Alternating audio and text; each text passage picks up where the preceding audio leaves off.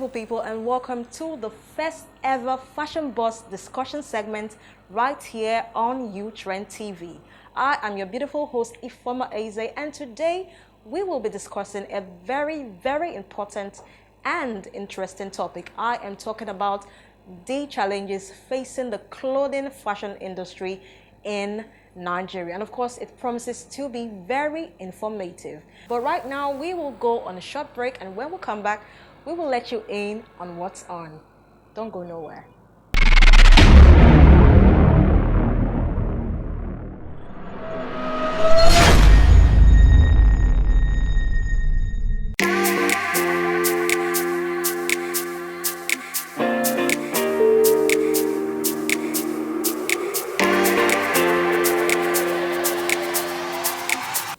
Welcome back, and thanks for sticking with us on the Fashion Buzz discussion segment today. And of course, today promises to bang, because right here with me in the studio is Mrs. Sonibed Tina. She is the CEO of T&T Creative Design. Mrs. Tina creates beautiful fashion outfits for adults and children. I also want to mention that a 7-year-old daughter is a ballet dancer who models for our brand. Welcome to the show, ma. Thank you very much. How are you doing? I'm doing great. And how do you feel being on the first ever episode of the Fashion Buzz discussion segment? I feel so great. Thanks for joining us, ma. You're welcome. Okay, ma, can you tell us just a little bit about yourself on today's show? Okay. My name is, you've already said it, my name is Mrs. Sonibed Tina. I am the CEO of T&T Creative Design. I'm into fashion for about 8 years now. Wow. And that's just me. That's all you need to know about me now, for now. All right, thank you very much, ma. You're welcome. All right, ma, today we are discussing a very interesting topic, which is the challenges in the clothing fashion industry in Nigeria. As we all know, the fashion industry has witnessed a boom in recent years. We are seeing young, emerging fashion designers and enthusiasts in the industry.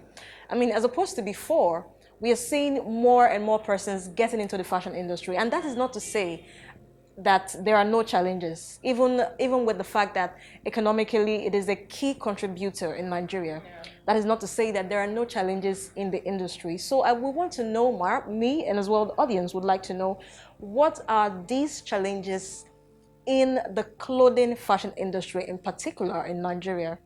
Okay, thank you very much. I would like to say some of the challenges in the clothing, in the fashion industry.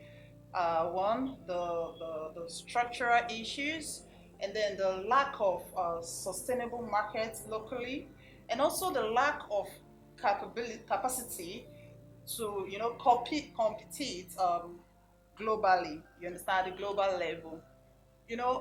What this is trying to talk about now, like if you look at those China. Now, we all say everything, China wants to produce everything. It's because their government made things possible for them. They put a lot of things in place for them to be able to do these things that we feel we cannot do. You understand? So I feel that if we have such opportunity, like the way they do, like China, India, I think we're going to do well in the fashion industry. Okay, ma. You mentioned something about government in China. Yes. The way the government has assisted, rather, yes. The way the government has assisted in making sure that the fashion industry in China is a really prominent one. Okay, in relation to Nigeria, how has the government of Nigeria, how have they contributed in some of the challenges that the fashion industry is facing? Okay, for me, I want to say that I think the government should contribute, not like they've contributed. Okay. Yeah, because if they've contributed, we'll find a lot of things very easy for us to do to make our products, come out nice, and affordable. Okay. Now, I'm going to give an example. Like our textile industries now in Nigeria. Which government can an enabling environment for the textile industries in Nigeria so that they can strive to be able to produce, good quality and affordable fabrics, for the fashion industries. And this is going to help a lot because there are some clothes you see. Like there was a day I went out and I saw a dress. They wrote made in China, and the seller was like, it's 5,000 naira. I said, 5,000 naira for this dress, and it's so cheap. And when I look at the dress, the kind of things they use in building it, designing it, I just thought I told myself, I said, if I'm to produce this dress now, I won't sell it for 5,000 naira. Because at the end of the day, if you look at the fabric they use, it's a nice fabric. And the things they use in designing it, even if I can't see it here and I decide, okay, let me go for something that is close to it, I will buy it more expensive than that. And at the end of the day, after producing that stuff, you'll find out that I can't even sell for 5,000 naira, but they are selling it for 5,000 naira all the way from China to Nigeria. So if you look at it, their textile industry there has been boosted. The government is really doing a lot for them, and I think that their production, the textiles there are very, very cheap, or rather affordable. So even the young ones that are coming up, the old people that are into this fashion, they can still afford it and get good jobs with whatever they want to produce. You understand? And then we're also looking at the electricity level in this country. Like in China, I know they don't have electricity problems like we do here. You know, now if we want to talk about electricity, how it's affecting us, because it affects our production. You can't imagine me running my gen, burning diesel, burning fuel for 24 hours to produce a dress, and you expect me to sell it low. No, it's not done that way. But the government has helped them. They have that electricity, you know, there to produce their dresses without wasting too much money on fuel, or wasting money on fuel or diesel to produce a dress. So it comes out cheaper, but ours comes out expensive. So I think government should at least help in such areas to help us get affordable affordable dresses here, and or to help the fashion industry. Yeah, thank you very much. All right, thank you very much, Ma, for that answer. Also, I want to ask you, do you think that the attitude of Nigerians generally, because we see situations whereby Nigerians prefer to buy internationally made products than buying from local designers, local designing brands. So do you think that that also has an effect in the fashion clothing industry? Yes, I think it does. It does have an effect. Fashion industry, it's always good for us to appreciate our own, you understand, because that is where the problem starts from. We need to appreciate our own first, to encourage us, we the fashion designers, to actually, you know, do well and do better in it. Now, not just people affecting us, we are also affecting the industry, we as the fashion designers. Yeah, this area I'm going to talk a little more on it, because you find out that a designer is making a dress.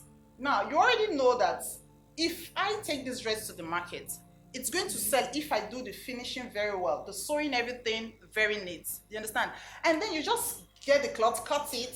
You don't even iron while sewing. Like me, if I want to cut a dress, I iron. I do my ironing, and then as I'm sewing, I'm ironing it. You know, and after finishing the dress, I still go ahead and iron it. Now, you did not do any of this. You just cut the dress, swam, you took it to the market for 10,000, and nobody's going to buy it.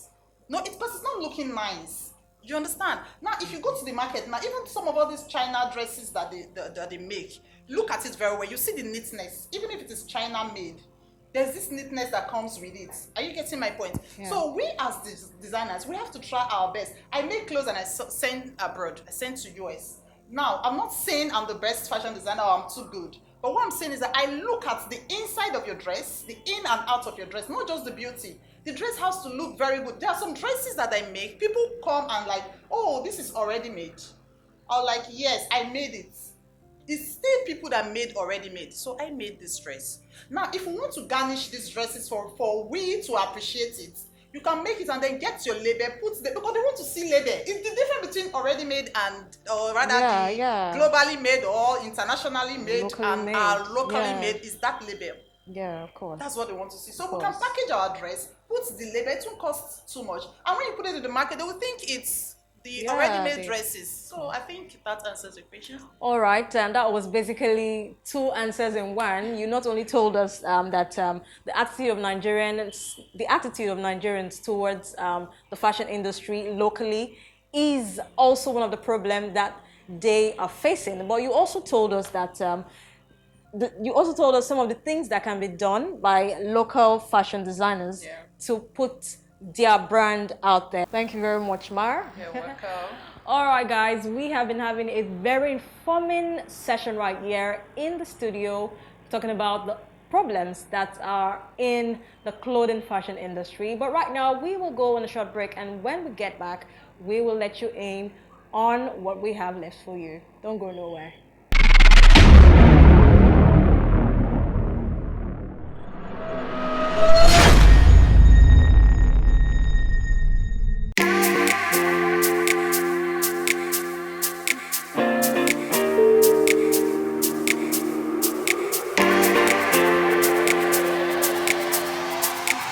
Welcome back. This is still Fashion Buzz discussion segment right here on U-Trend TV. Thanks for sticking with us. And still here in the studio with me is Mrs. Sonia. Of course, we have been discussing, and she has told us a lot of things about the challenges in the clothing fashion industry.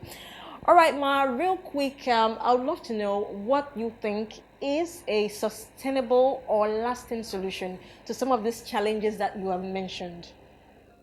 Okay, I think the solution to these things is now this is going to the fashion designers. I think we should be more creative in whatever we do. Okay. Now, you don't just see, like me, the way I work. If I see a dress, I could just pick the way they did the neck. I will see another dress, pick the sleeves, see another one, pick the way they did the floor of the dress, and then I combine all of them together to make a dress. Yeah. Now, you don't have to copy what others are doing. That is just the difference about fashion design. Now, for example, now if you look at this dress that is here, you know, it's a simple dress. Any fashion designer can make this. And the bag. Yes, but can we have it? Can we just show the viewers at home the beautiful this design? This just wow. what makes this dress different. This is really lovely. I made this dress, and then after some person saw it, they started requesting for it, and I made over 30 of it. Wow. But it's a simple dress. You can give it to any tailor and they'll make. Yeah. But this cap and this bag made it unique and different. So we should be creative in whatever we do. Like this dress I'm wearing now, it's just ordinary chiffon dress with the knicker, but just look at the way I just changed the sleeve. I just made it, and then I just made a cap on it. It's not going to cost much, you know. Just be who you are. Be creative. Think very fast. When you see a style, don't just, I tell my students, you don't just go to the machine and start sewing. You have to think, analyze the style, you understand, you know, figure it out very well, and then you start doing what you want to do. You don't just wake up and carry, hey, I want to cut this dress, I saw this style, I want to sew it. No, have you thought about it? Have you thought about how it was done? You understand? So these are the things that I think it's going to help us with the designers to even have people, to even make people have confidence in us, to patronize us. Because when your work is not looking good, you are not creative. Abba, check it now. The people will not want to patronize, though, like, for what? How can I buy this dress? This simple dress, I will just go and give the tailor in my company, she will sew it for 2,000 or 1,000 naira. But here you are buying it for 10,000 naira because I've added small efficacy to it. Do you understand the point? So that's just what I think it's going to help us. So Mrs. Tina just touched on creativity. She has told us that a lot of fashion designers are not creative enough. That is why they are facing a couple of challenges in the industry. And as you can see here, we can see a beautiful bag by Mrs. Tina. I mean, isn't this lovely? And the cap as well to go with the outfit by our right. And it is really looking nice. And it's a very good point on why fashion designers need to be very creative.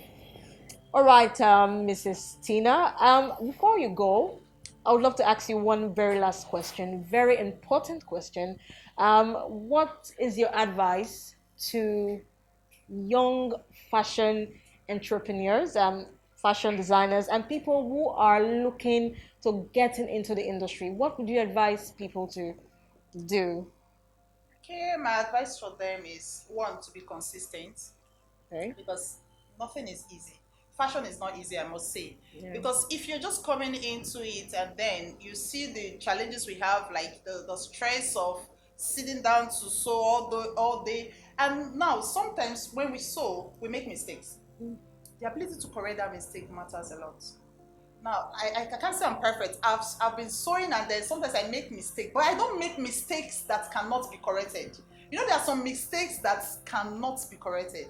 Now, when you make mistake as upcoming fashion designer, don't give up. Don't say, hey, God, I don't die. Who sent me? I'm going to leave this fashion. No, you can actually correct it. If you know what you're doing, you can actually correct that mistake. Creativity. You understand? That's where the creativity Now, there was a day I was making a dress. Sorry, I'm taking your time. And I burnt this dress during ironing. I just left the dress. My students were like, hey, God, what are you going to do now? This woman, and she was very, very harsh. You know, they were like, how are you going to cope with her now? I said, don't worry, let me sleep and wake up. So I went home, I slept. When I came back, if you see the design I put on that dress, when the woman came for collection, she was like, oh my goodness, Miss, my dress is so beautiful. I love it. She was just like, do you know, she brought her friends to come and make that same style. In my mind, I said, for your mind, I know it's style, but then I know what I do for them. You understand? Yeah. So you don't have to give up when you face such challenges. You understand? So my advice for them is for them to be consistent. They should be brave enough. Yeah, you should be brave enough in whatever you're doing. When you put fear in it, you won't go anywhere. You understand? And then still try to mix up with fellow designers. It helps a lot. Yeah, because you don't feel you know it all. Mix up with other fashion designers. And then get to know a lot of things, some things from them. Now you can even, there are some, how do they call it now, fashion shows that they do. You can even meet them, talk to them. Please, I want to showcase my brand. You're helping yourself. By so doing, people will get to know you from there, and then you will start growing. The fashion designers you see today, they didn't just blow one day. They started from somewhere, like this diva Loki from Abuja. I envy her a lot, you know. She's so good. Because I'm looking forward to be like her. So there are some persons you will just like, okay, I want to be like this person. Then you keep fighting. And before you know it, you're there. Thank you very much.